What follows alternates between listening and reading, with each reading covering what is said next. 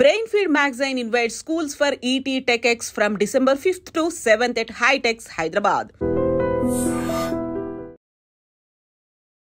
మగ మనిషి ట్రాన్స్జెండర్గా మారితే గడ్డాలు మీసాలు వచ్చే అవకాశం ఉంటుందా? లేదండి. అంటే హార్మోన్స్ ట్రీట్మెంట్ ఏదైతే ఉందో, అంటే సర్జరీస్ ఒక్క రోజులో అయిపోయే అది తంతు కాదు. యాక్చువల్గా ట్రాన్స్జెండర్ కమ్యూనిటీ మీద ట్రస్ట్ అనేది చాలా తక్కువ ఉంది సమాజంలో. అలాంటి టైంలో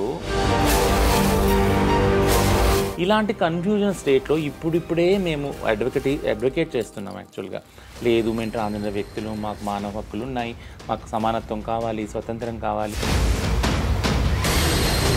కానీ ఈ అఘోరి బాడీ మొత్తం ప్రదర్శించింది, ఒంటి మీద నూలు పోగు కూడా లేకుండా మనం చూసాము. ఆమెకి బ్రెస్ట్ ఉంది, వెజైనా లాంటి ప్రైవేట్ పార్ట్స్ కూడా ఉన్నాయి. మరి గడ్డలు మీసాలు ఎలా వచ్చాయి? నాకు ఇప్పటికీ అది అర్థం కాలేదు. అది ఒరిజినల్ గడ్డమా లేకుంటే అది పెట్టుకున్న గడ్డమా, అది మనకి నాకు అసలు చూడంగానే నాకు ఒక షాక్ వచ్చింది.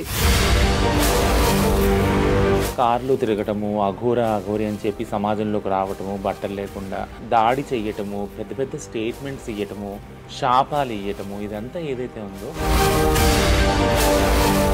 అందరికీ నమస్కారం, నేను Swaroopa Potlapalli. Welcome to I dream. నేను అఘోరిని, నాగసాధును, మాతను, అమ్మను అంటూ కాకమ్మ కథలు చెప్పిన అఘోరి అసలు రహస్యం బయటపడింది. తను గడ్డం మీసాలతో ఉన్న వీడియోలు బయటకొచ్చాయి. అంతేకాదు, తను శ్రీనివాస్గా ఉన్నప్పటి ఫోటో కూడా ఇప్పుడు నెట్లో ట్రెండింగ్లో కనిపిస్తోంది. ప్రస్తుతం నాతో పాటు ట్రాన్స్జెండర్స్ రైట్స్ యాక్టివిస్ట్ రచనా ముద్రబోయినా ఉన్నారు.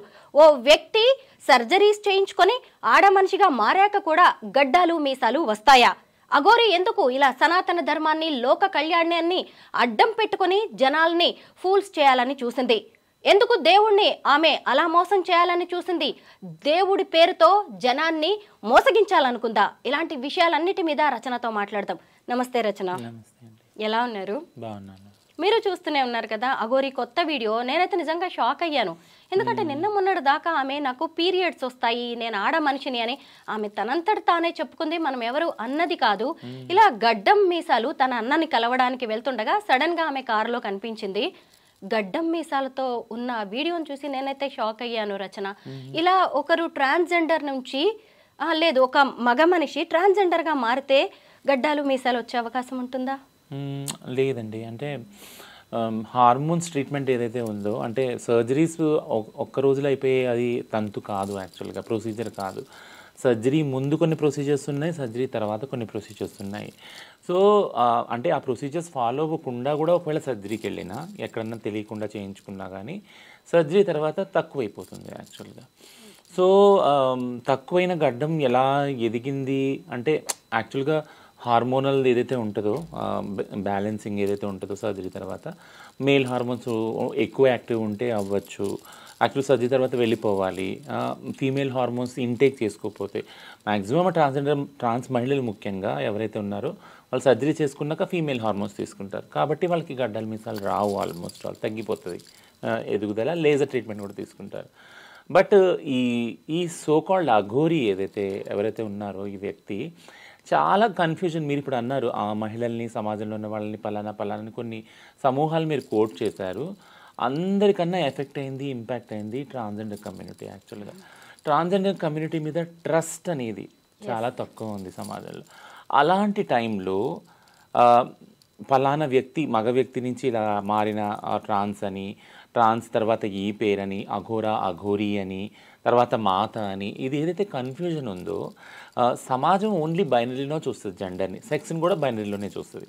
ఆడ మగ తప్ప ట్రాన్స్ వాళ్ళ గురించి అస్సలు అర్థమవుతుంది సమాజంలో. అసలు వీళ్ళు ఈ చీరలు కట్టుకొని వచ్చిన మగాళ్ళ అంటారు ట్రాన్స్ మహిళ హిజ్రాలని, లేదా ట్రాన్స్ మగాళ్ళు ఉంటే అసలు అలా కూడా ఉంటారా ట్రాన్స్లో అని అంటారు. ట్రాన్స్ మగాళ్ళ ఉనికే పెద్ద ప్రశ్నార్థకం.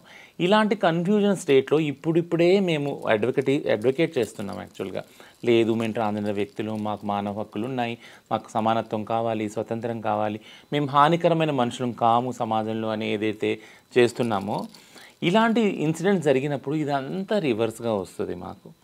సో ఇది సమాజాన్ని ఒక కన్ఫ్యూజన్లో పడేసే ఒక సిట్యుయేషన్, ఒక వ్యక్తి వల్ల క్రియేట్ అయిన సోషల్ మీడియా స్టంట్. బట్ అది మా కమ్యూనిటీని చాలా ఎఫెక్ట్ చేస్తుంది యాక్చువల్గా. మీరన్న దాని ప్రకారం హార్మోన్స్ ఇంజెక్షన్స్ తీసుకోవడం వల్ల ఈ గడ్డాలు మీసాలు రావడం అనేది ఆగిపోతుంది. కానీ ఈ అఘోరి బాడీ మొత్తం ప్రదర్శించింది, ఒంటి మీద నూలు పోగు కూడా లేకుండా ఎక్కడికక్కడ మనకు కనిపిస్తూనే ఉంది. వీడియోలకు కూడా మంచిగా పోజులు ఇచ్చింది, మనం చూసాము. ఆమెకి బ్రెస్ట్ ఉంది, వెజైనా లాంటి ప్రైవేట్ పార్ట్స్ కూడా ఉన్నాయి. మరి గడ్డాలు మీసాలు ఎలా వచ్చాయి? కరెక్ట్. అది సో నాకు ఇప్పటికీ అది అర్థం కాలేదు, అది ఒరిజినల్ గడ్డమా లేకుంటే అది పెట్టుకున్న గడ్డమా, అది మనకి నాకు అసలు చూడంగానే నాకు ఒక షాక్ వచ్చింది. ఎందుకంటే ఎంత సర్జరీ చేసుకున్నా కానీ ట్రాన్స్ మహిళలు ముఖ్యంగా అంత ఒత్తుగా గడ్డ నాటం అనేది చాలా అరుదు, అసలు రాదు, మేము ఎప్పుడు చూడలేదు యాక్చువల్గా. ఇప్పుడు నాకు ఒక కొత్త డౌట్ వచ్చింది, పెట్టుకున్న గడ్డమా అని మీరు అన్నారు కదా, అలా ఎందుకు చేస్తుంది తను? నేను అఘోరిని నేను అదే చెప్తున్నా కదా, అంటే ఇప్పుడు ఈ క్యారెక్టర్ ఏదైతే అఘోరిది ఉందో రోజు రోజుకి పబ్లిక్ స్టంట్, అంటే సోషల్ మీడియాలో ఒక పబ్లిక్ స్టంట్ కోసము అర్రులు చాచే ఒక వ్యక్తిగా నాకు కనిపిస్తున్నారు వీరు, టు బీ ఫ్రాంక్. ఎందుకంటే కార్లో తిరగటము, అఘోరి అని చెప్పి సమాజంలోకి రావటము, బట్టలు లేకుండా దాడి చెయ్యటము, పెద్ద పెద్ద స్టేట్మెంట్స్ ఇవ్వటము, శాపాలు ఇవ్వటము, ఇదంతా ఏదైతే ఉందో ఇదంతా ఒక పబ్లిక్ స్టంట్గా కనపడుతుంది నాకు. ఇందులో ఎవరి పట్ల కూడా ఒక మానవతా దృక్పథం లేదు ఈ వ్యక్తికి. యాక్చువల్గా శపించటాలు, అంతమవ్వాలంటాలు, నేను ఇలా చేస్తాను, అలా విధ్వంసకరమైన ఏదైతే ప్రకటనలు ఉన్నాయో ఈ వ్యక్తికి, అంటే ఏదైనా కావచ్చు తన ఐడెంటిటీ, ట్రాన్స్ కావచ్చు, మగ కావచ్చు, ఇంకోటి కావచ్చు, అఘోరి కావచ్చు, సాధువు కావచ్చు, ఏదైనా కావచ్చు, కానీ పబ్లిక్లో బాగా ఫేమస్ అవ్వాలి, ప్లస్ ఈ చర్యల ద్వారా ఫేమస్ అవ్వాలనేది క్లియర్గా కనపడుతూ ఉంది. ఇది ఒక పబ్లిక్ స్టంట్ సోషల్ మీడియాలో. సో ఈ వ్యక్తి అంటే తను కూడా ప్రమాదం చేసుకుంటున్నాడు దీని ద్వారా. తనకు ఏంటో క్లారిటీ ఇవ్వకుండా, అసలు తను జెండర్ క్లారిటీ, సెక్స్ క్లారిటీ అది ప్రైవేట్ విషయమే అనుకున్నా, దాని గురించి కన్ఫ్యూజన్ క్రియేట్ చేశారు. సాధువు విషయంలో కూడా, అంటే ఆయన ఎలాంటి సాధువు, మనిషి మీద, వ్యవస్థ మీద కోపం గల సాధువు, అలా ఎందుకున్నారు ఆయన?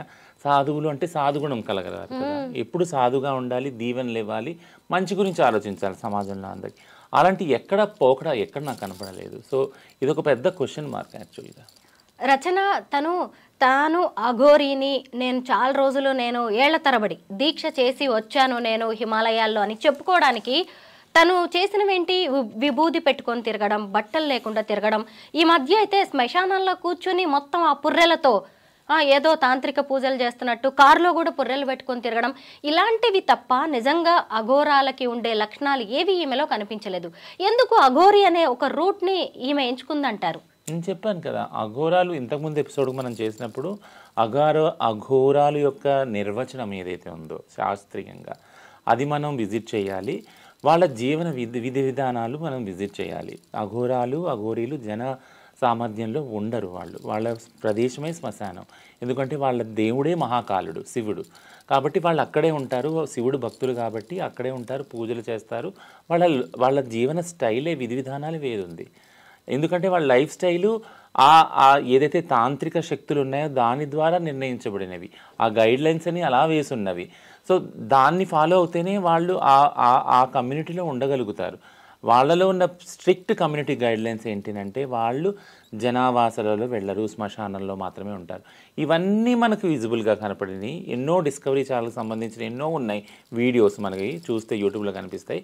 బట్ ఇవన్నీ బ్రేక్ చేసి సభ్య సమాజంలోకి వచ్చి ఏదైతే పిల్లలు, పెద్దలు అందరూ ఒక కట్టడితో ఉంటున్నారో, ఒక ఒడంబడికతో ఉంటున్నారు, ఒక సాంప్రదాయంతో ఉంటున్నారు, భక్తి ప్రవర్తలతో ఉంటున్నారు, అక్కడ దాన్ని డిస్టర్బ్ చేసే ఇది ఏదైతే విధ్వంసకరమైన ధోరణి ఉంది కదా, ఈ ఇమేజ్ ఒకటి ఉంది, ఇది చాలా ప్రమాదకరమైంది.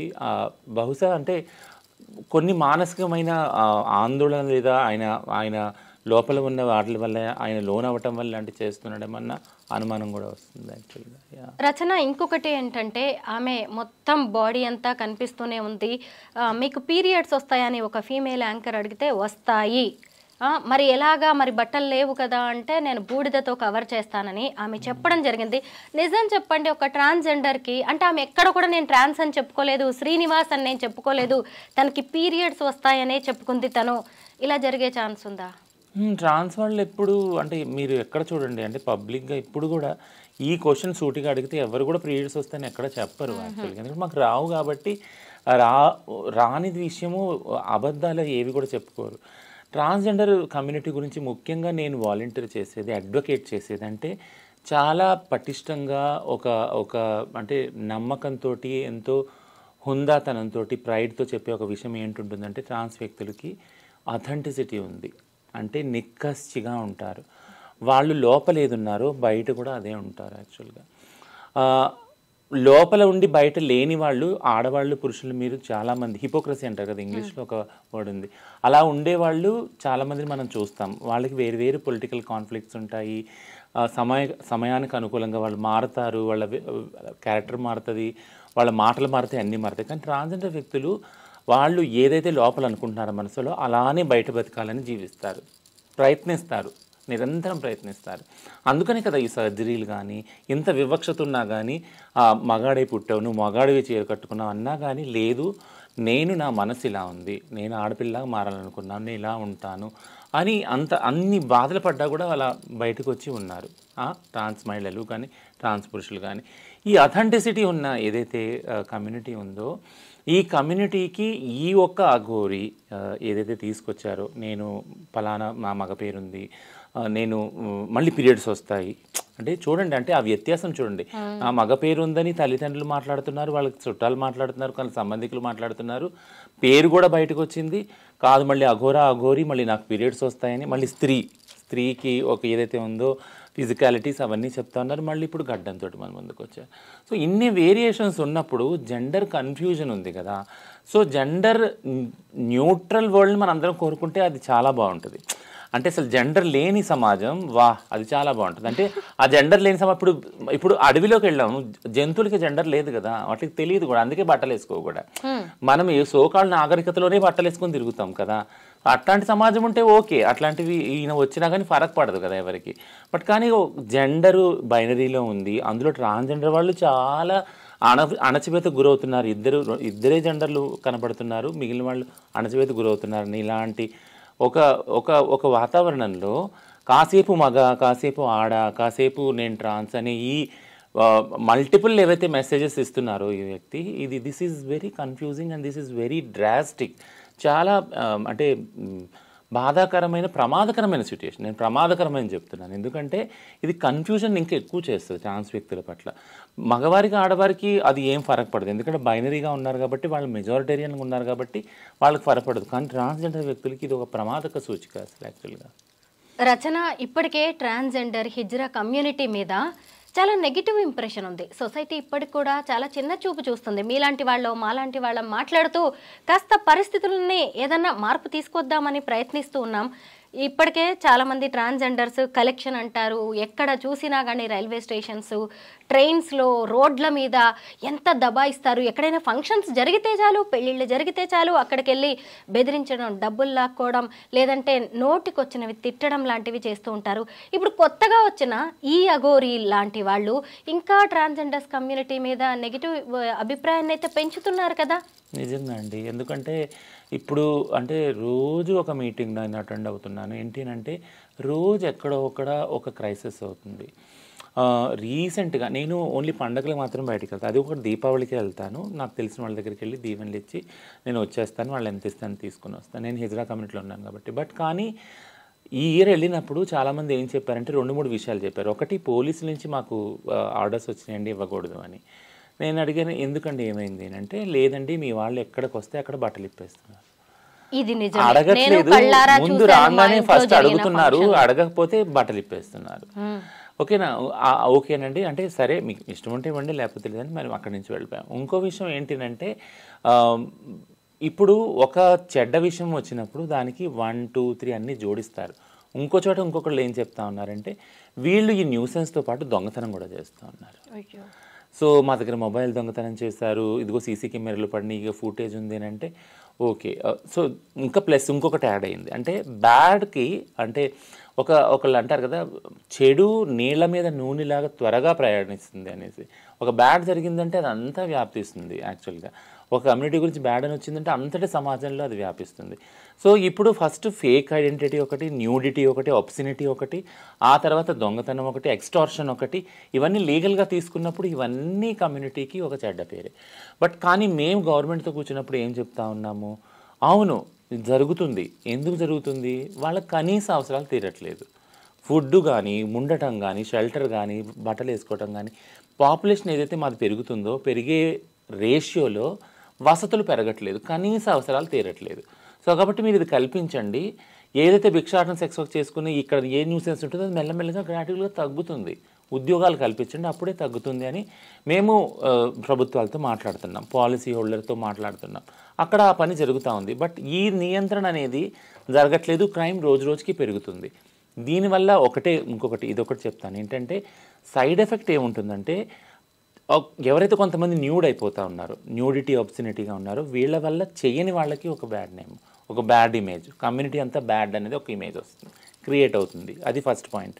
సెకండ్ పాయింట్, అసలు భిక్షాటన సెక్స్ వృత్తి చేయని వాళ్ళు కూడా ఉన్నారు కదా. యంగ్గా వచ్చే వాళ్ళు ఎవరైతే ఉన్నారో, మేము కాలేజ్కి వెళ్ళాలి, మేము డాక్టర్ చదవాలి, మాకు ఉద్యోగాలు చేయాలన్నది కాల్ సెంటర్లో అది వాళ్ళని వీళ్ళని చూసినప్పుడు వీళ్ళు వాళ్ళు ఒకటే కదా అనేసి ఒక హీనభావం ఉంది. సో ఇప్పుడు నేనేమంటానంటే, ప్రతి ఒక్క కమ్యూనిటీకి ఫ్యూచర్ గురించి ఆలోచించవలసిన బాధ్యత కమ్యూనిటీకి ఉంటుంది. అంటే ఇప్పుడు డాక్టర్స్ కమ్యూనిటీ ఉంది, చార్టెడ్ అకౌంటెంట్స్ కమ్యూనిటీ ఉంది, ముస్లిం కమ్యూనిటీ ఉంది, దళిత్ కమ్యూనిటీ ఉంది, విమెన్ కమ్యూనిటీ ఉంది. వీళ్ళు కూర్చున్నప్పుడు ఈ కమ్యూనిటీ అందరూ మన ఫ్యూచర్ ఎలా ఉండాలి, ఫ్యూచర్ జనరేషన్కి ఎంత మంచి చేయాలి, మంచి చేయడానికి ఏమేం చేయాలనేది ఆలోచన చేసుకుంటారు కదా. అట్లాంటప్పుడు మా కమ్యూనిటీ వాళ్ళు కూర్చున్నప్పుడు ఈ ఆలోచనలో కొరత ఉంది.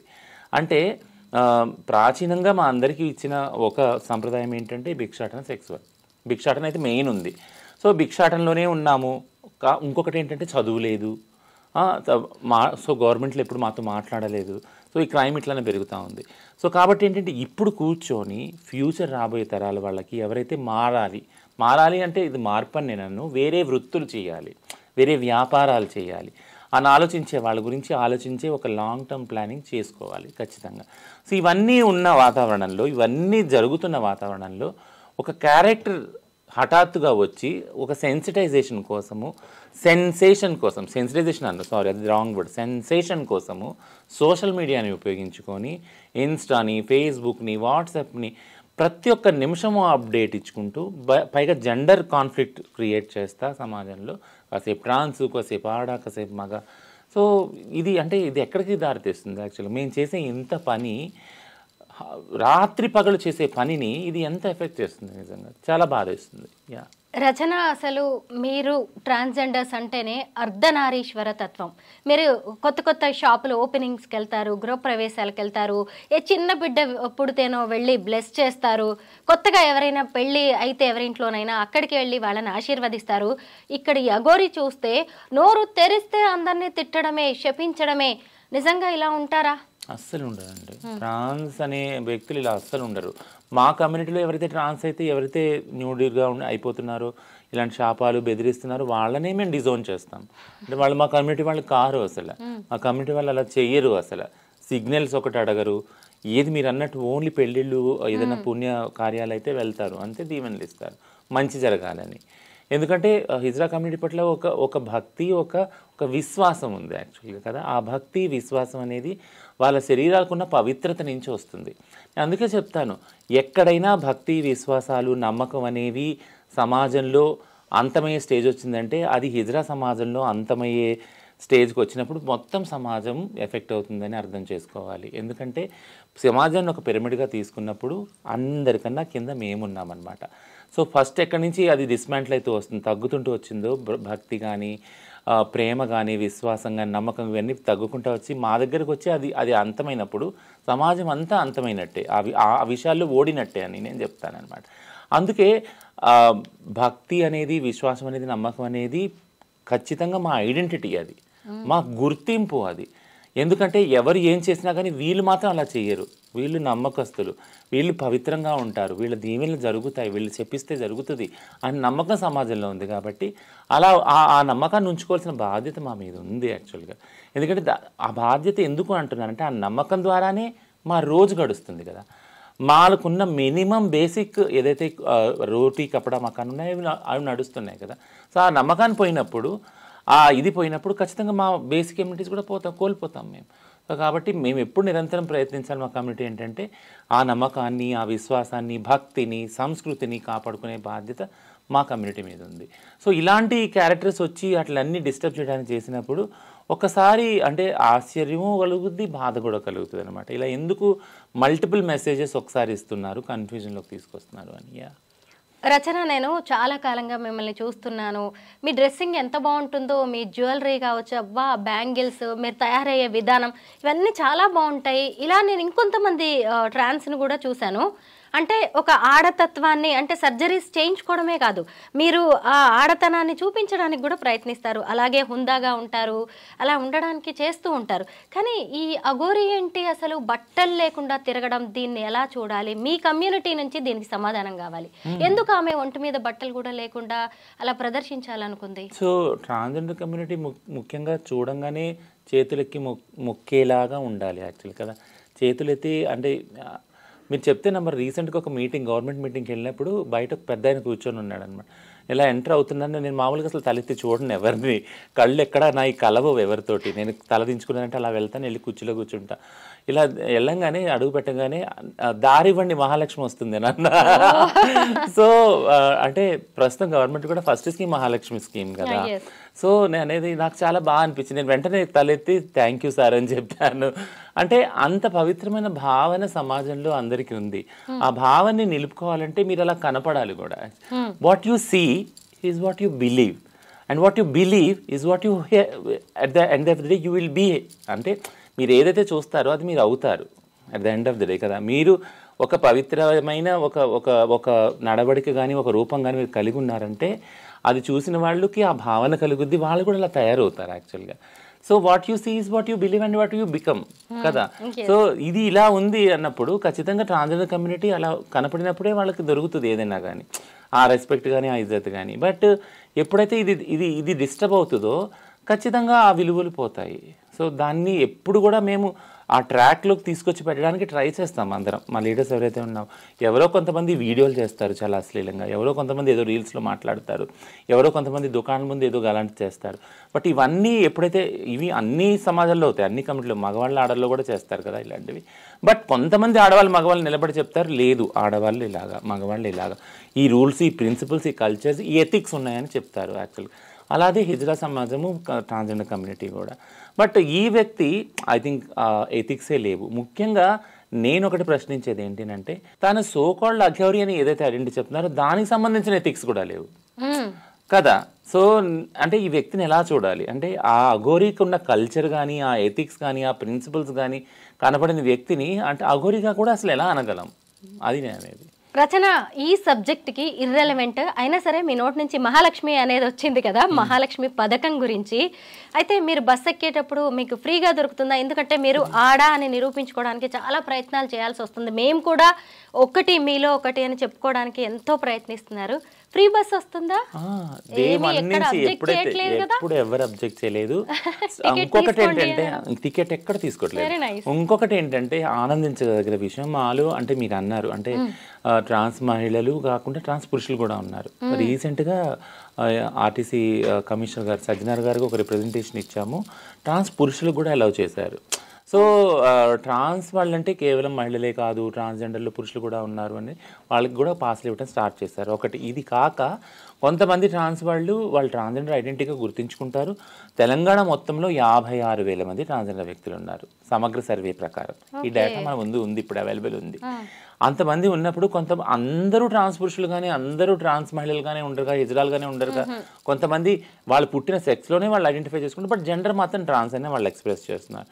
అటువంటి వాళ్ళు కూడా కొంతమంది మధ్యలో ఒకటి ఇదేమైందంటే కన్ఫ్యూజన్, కండక్టర్ ట్రాన్స్జెండర్ కార్డు తీసుకొని చూపించారు వాళ్ళు, నా ఆధార్ కార్డులో ట్రాన్స్జెండర్ ఉంది చూడండి, నేను ట్రాన్స్జెండర్. అదేంటి నువ్వు ప్యాంట్ షర్ట్ వేసుకున్నావు కదా అంటే, అదేంటి సార్ ప్యాంట్ షర్ట్ ఉంటే మాత్రం నేను ట్రాన్స్జెండర్ కాదా, నన్ను నేను సొంత గుర్తింపు ఐడెంటిటీ ట్రాన్స్జెండర్గా చేసుకుంటున్నాను, ఏదైతే సుప్రీంకోర్టు నాకు ఇచ్చిందో హక్కు, రాజ్యాంగ హక్కు అది అని. సో ఆ విషయంలో కొన్ని రోజులు సెన్సిటైజ్ చేయాల్సి వచ్చింది. బట్ అది చాలా రోజులు, 1 వీక్ 2 వీక్స్ అంతే. ఆ తర్వాత ఎవరికైతే కార్డు ఉందో, ఆధార్ కార్డ్ ట్రాన్స్ఫర్ ఉందో వాళ్ళందరినీ అలౌ చేస్తున్నారు ఇప్పుడు. ఓ నైస్. సజ్జనార్ గారు కూడా బాగా రెస్పాండ్ అవుతారు ఏదైనా సమస్య వెంటనే రప్పించి వెంటనే డేటా తీసుకొని వెంటనే కార్డ్స్ ఇష్యూ చేశారు యాక్చువల్లీ. ఓ వెరీ నైస్. ఈ అఘోరీని నేను ఇంకొకటి ఏం అబ్జర్వ్ చేశానంటే అసలు బట్టలు కట్టుకోవడానికే తను ఇష్టపడలేదు. దేవాలయాల్లోకి వెళ్ళొద్దు అని కొంచెం రెస్ట్రిక్ట్ చేయడం వల్ల ఒక బ్లాక్ టవల్ లాంటిది కండువా కట్టుకోవడం, తర్వాత కాషాయ వస్త్రాలు కూడా కాదు, ఆ టవల్ని ధరించడం, తన శరీరాన్ని కవర్ చేసుకోవడం లాంటిది చేసింది. అలాగే సనాతన ధర్మం, లోక కళ్యాణం, మన ఆడపిల్లల్ని మళ్ళీ మన ప్రకృతిని కాపాడుకుందాం, మన గుళ్ళని కాపాడుకుందాం అంటూ ఈమె నినాదాలు ఇచ్చింది.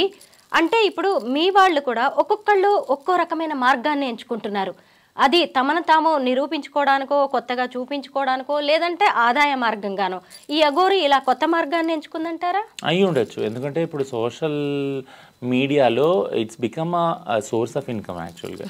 నేను కొంతమందిని చూసాను, నేను యూట్యూబ్లో కానీ ఇన్స్టాలో కానీ, they are earning lakhs of rupees also. వాళ్ళు చేస్తున్నారు రీల్స్, మేము ఇంత విత్డ్రా చేస్తున్నామని కూడా. No issue. అంటే అదొకరికి లైవ్లీహుడ్ కల్పించిందంటే అది very well and good. But కానీ నేను ఒకటే చెప్తాను, స్వతంత్రం అనేది ఎలా ఉండాలి. ఇప్పుడు వీళ్ళందరూ ఏమంటారంటే మా వాక్ స్వాతంత్రం మీద, మా స్వేచ్ఛ ఏదైతే ఉందో, మా ఐడెంటిటీని ఎక్స్ప్రెస్ చేసే విధానాన్ని మీరు అటాక్ చేస్తున్నారు అని పెద్ద పెద్ద మాటలు మాట్లాడతారు, రాజ్యాంగ హక్కులు దగ్గరికి తీసుకెళ్ళి మాట్లాడతారు. బట్ నేను ఒకటే చెప్తాను, స్వేచ్ఛ అనేది ఎలా ఉండాలి. ఎవరైనా చెప్పారనుకో, అంటే ఇలా ఉండకూడదండి, ఇలా ఉండాలి, ఇలా ఉంటే ఇది ఫ్రీడమ్ అని చెప్పారనుకో. బట్ నేనేమంటానంటే స్వేచ్ఛకి స్కై ఈజ్ ద లిమిట్. అంటే స్వేచ్ఛకి లిమిటే లేదు, లిమిట్లెస్. మరి అప్పుడు రచన ఇట్లా అనద్దు, మీరు ఇట్లా అంటే ఇష్టం వచ్చిన వాళ్ళు ఇష్టం వచ్చినట్టు ఉంటారు అని అంటారు. బట్ నేనేం చెప్తా అంటే స్వేచ్ఛకి లిమిట్ ఉంది. అది ఎక్కడ అంటే ఎప్పుడైతే మన స్వేచ్ఛ వేరే వారి స్వేచ్ఛని డిస్టర్బ్ చేస్తుందో అక్కడ ఆ స్వేచ్ఛ లిమిట్ ఖతమైపోతుంది, అక్కడ ఎండ్ అయిపోద్ది. ఎందుకంటే నీ స్వేచ్ఛ వేరే వారి స్వేచ్ఛని ఎప్పుడు కూడా టచ్ చేయకూడదు, ఉల్లంఘించకూడదు. అది ఉల్లంఘించిందంటే ఆ స్వేచ్ఛని నువ్వు ఎక్కువ యూజ్ చేస్తున్నావు, వేరే వాళ్ళ స్వేచ్ఛని హరిస్తున్నావు అని. సో ఈ ఒక్క స్మాల్ ఇంగిత జ్ఞానం అందరం మనం గుర్తుపెట్టుకోవాలి. మన స్వేచ్ఛ మనకుంది, మన సమానత్వం మనకు వస్తుంది పోరాడితే. బట్ కానీ వేరే వాళ్ళ స్వేచ్ఛను హరించేది లేదు. ఇప్పుడు మా కమ్యూనిటీలో కూడా ఇదే ప్రస్తుతం జరిగే సెన్సిటైజేషన్ ఏంటంటే మీరు స్వేచ్ఛగా ఉండండి, ట్రాన్స్ అని ఉండండి, మీకు ఇష్టమైన బట్టలు తొడుక్కోండి, మీ ఇష్టమైన జెండర్లో ఐడెంటిఫై చేసుకోండి. బట్ కానీ మీరు వెళ్ళి ఎప్పుడైతే దుకాణాల ముందు బట్టలు ఇప్పుతారో, మీరెప్పుడు వెళ్ళి దొంగతనాలు ఇవన్నీ చేస్తారు, ఖచ్చితంగా వేరే వాళ్ళ స్వేచ్ఛను హరిస్తున్నారు మీరు. అప్పుడు మీ స్వేచ్ఛ అక్కడ అంతమైపోతుంది. అప్పుడు మళ్ళీ చట్టం అందులో ప్రవేశిస్తుంది, ప్రవేశించి చట్టరీత్యా వాళ్ళు చేయవలసింది చేస్తారు. సో కాబట్టి స్వేచ్ఛని వాడుకునే విధానం తెలుసుకోండి. మీ స్వేచ్ఛ మీకు ఉంటుంది, వేరే వాళ్ళ స్వేచ్ఛని భంగం చేయకండి. ఇప్పుడు అఘోరీది అదే కదా. ఇప్పుడు మళ్ళీ అఘోరీకి వచ్చేది ఏంటంటే స్వేచ్ఛ అందరికీ ఉంది. మీకు అఘోరీగా ఐడెంటిఫై చేసుకోవటం, మీ కల్చరు, మీ సనాతన ధర్మం, మీరు ఏదైతే సోకాళ్ళు అంటున్నారో అన్నీ మీకు ఉన్నాయి స్వేచ్ఛలు. అది మీ హక్కు, రాజ్యాంగ హక్కు. కానీ దీంతో వేరే వాళ్ళ స్వేచ్ఛను హరించకండి, డిస్టర్బ్ చేయకండి, కన్ఫ్యూజన్ క్రియేట్ చేయకండి. దాని ద్వారా మీ స్వేచ్ఛ అక్కడ ఎండ్ అవుతుంది, చట్టం ఎంటర్ అవుతుంది. స్వేచ్ఛ ఎవరైతే ఎప్పుడైతే ఉల్లంఘిస్తారో, ఒకళ్ళ స్వేచ్ఛను ఒకళ్ళు డిస్టర్బ్ చేస్తారో, వైలెంట్గా ఉంటారు. ఎందుకంటే స్వేచ్ఛని వైలెంట్ చేశాక తర్వాత నెక్స్ట్ రిజల్ట్ ఏముంటుంది, అక్కడ వైలెన్స్ అనేది ఎంటర్ అవుతుంది. మళ్ళీ వైలెన్స్ ఎంటర్ అయినప్పుడు ఖచ్చితంగా చట్టం ఎంటర్ అవ్వాల్సి వస్తుంది.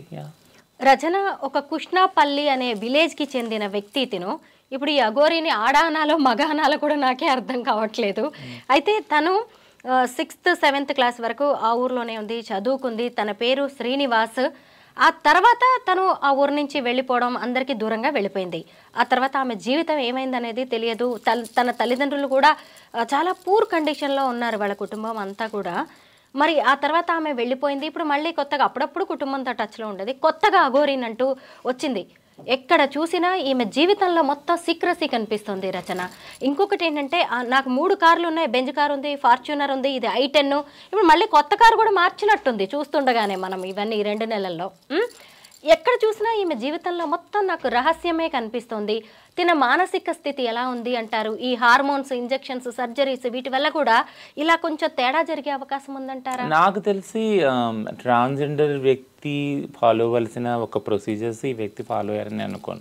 అసలు అట్లీస్ట్ ఆయన ట్రాన్స్జెండర్ కాదా అనేది కూడా మనకు తెలియదు ఆ వ్యక్తి. ఎందుకంటే ఫస్ట్ నాకు పీరియడ్స్ అవుతాయి అన్నప్పుడు, పీరియడ్స్ అయినప్పుడు అండ్ శ్రీనివాస్ నుంచి పీరియడ్స్ అవ్వడము అంటే ఒక మేల్ ఐడెంటిటీ నుంచి మళ్ళీ సెక్స్ ఐడెంటిటీ నుంచి మళ్ళీ ఫీమేల్ బాడీ అనాటమిక్ తీసుకువెళ్ళారు. మళ్ళీ అక్కడి నుంచి ఇప్పుడు మళ్ళీ గడ్డాలు మీసాలు రావటం, ఇవన్నీ చూస్తున్నాం. బాడీ పార్ట్స్ చూసినప్పుడు, ఇవన్నీ చూసినప్పుడు అసలు ఆ వ్యక్తి ఐడెంటిటీ ఏంటో కన్ఫ్యూజన్ ఉంది కదా. సో అంటే ఇప్పుడు హార్మోన్స్ ఏదైతే ఉందో ఆ హార్మోన్స్ తను తీసుకుంటున్నారని నేను అనుకోను. యాక్చువల్గా ఒక ప్రొసీజర్ ఫాలో అవుతున్నారని నేను అనుకోను. బట్ ఇప్పుడు మీరు అన్నారు కొత్త కారు తీసుకుంటున్నారు. ఇప్పుడు నేను ఇంతకుముందు చెప్పినట్టు ఇది ఒక పబ్లిక్ స్టంట్. ఏంటంటే సోషల్ మీడియాలో వెళ్ళాలి, ఫేమస్ అవ్వాలి, తద్వారా ఆమ్దాని ఉందో లేదో తర్వాత విషయం తెలియదు, తనకే తెలియాలి.